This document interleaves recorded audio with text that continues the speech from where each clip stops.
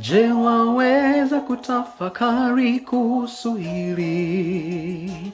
Umbali alokutoa Mungu wako ni lipi? Umelitenda we chema machoni pake, uweze kupokea haya makuu.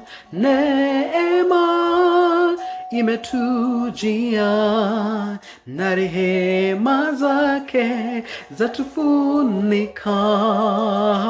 Upendo ule wa agape nitauimba milele zote. Neema imetujia na rehema zake zatufunika.